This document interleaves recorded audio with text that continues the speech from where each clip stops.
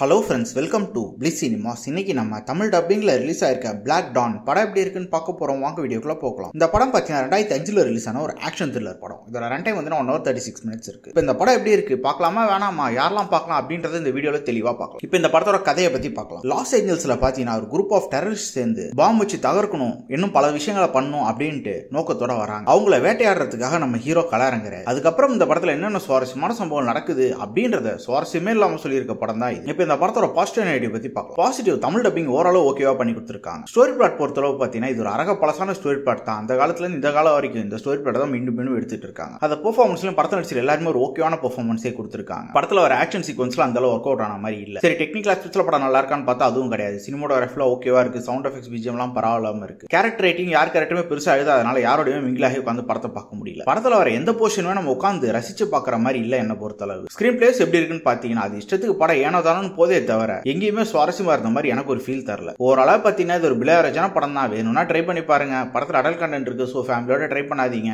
இன்னொரு வீடியோல சந்திக்கலாம். தேங்க்யூ.